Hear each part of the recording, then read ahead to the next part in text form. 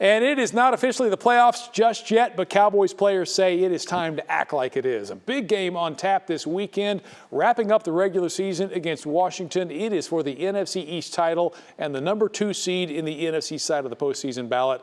Joining me with a preview of that game is our good friend and LockedOn Cowboys podcast host, Landon McCool. I appreciate you joining us as we are getting ready for a big game after a very close game against the Lions. How are you feeling looking at this regular season finale? Well, I'm certainly glad that we snuck away with one in the Detroit game, and that certainly was nice to get and it put us in this opportunity to get to the second seed.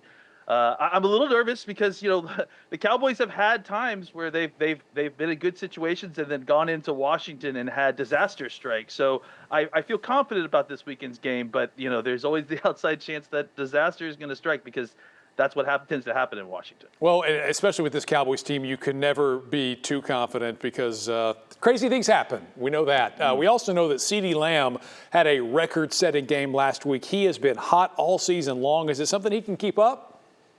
Yeah, absolutely. I think that this is something that has been ever since they kind of changed his role a little bit, coming out of the bye week. CD went to the coaching staff and said, "Hey, I don't want to be a problem, but I can do more." And to the coaching staff's credit, they loaded him up like a Christmas tree, not to be seasonal, but I think that they've given him a whole bunch of touches and he's responded well. And so far, it hasn't shown that anybody's been able to stop him with any kind of consistency. So until someone finds a way to really slow down or stop CeeDee Lamb, I say you keep feeding him the football. I'm just worried they'll break him. Don't break him before the playoffs. The last time these two teams met up was in Week 12. The Cowboys' defense basically shut down Washington, 45-10 the final score. Do you expect a repeat of that this week? All things kind of point towards that. I mean, Washington is a team that is actually competing the opposite way. They're competing for the second overall pick. They've rested a lot of their starters this week due to injury. They're starting Sam Howell, who, despite being the guy that the Cowboys have played the last time and throughout the season, had basically been benched for Jacoby Brissett, but Brissett injured his hamstring. So back to Sam Howell again. I think all things are pointing towards a big Cowboys win. I mean, this is an important game for the Cowboys. It's not an important game for the Washington win. Like I said, frankly, they should probably lose this game if they want a higher draft pick.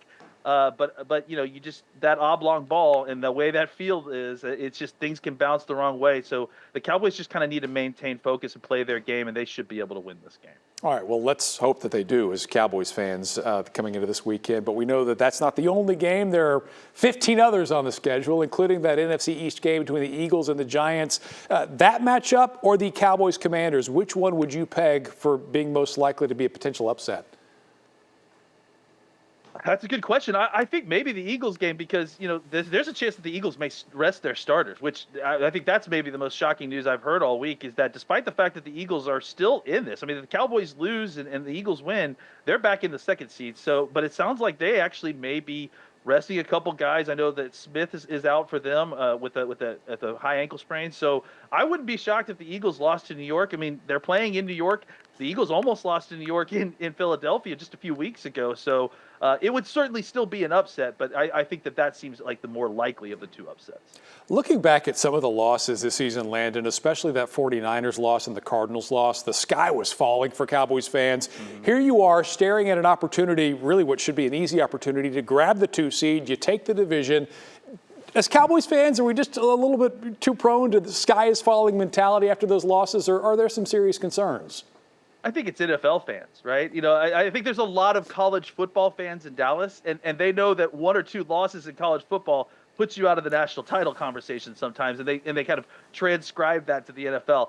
I think with the NFL, you just have to keep playing. You keep winning, and I don't think that Mike McCarthy's talk about winning 11 games and ignoring the standings up until then, I don't think that's just coaches talk. I think that there's something to that. There's just so much that can happen in the NFL. Like, it's just anything that you could think that could happen or any random, there's no way that this team would win, or there's no way that this team would finish first in their division.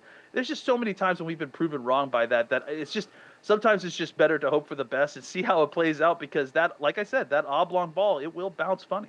It will. And you know what? There's a lot of folks under the age of about 26 or so in North Texas that cannot remember a Cowboys Super Bowl win. Here's hoping we all change that this year. Hey, thanks for hanging out with us, Landon. You can catch him and new episodes of LockedOn Cowboys every day. Subscribe wherever you get your podcast.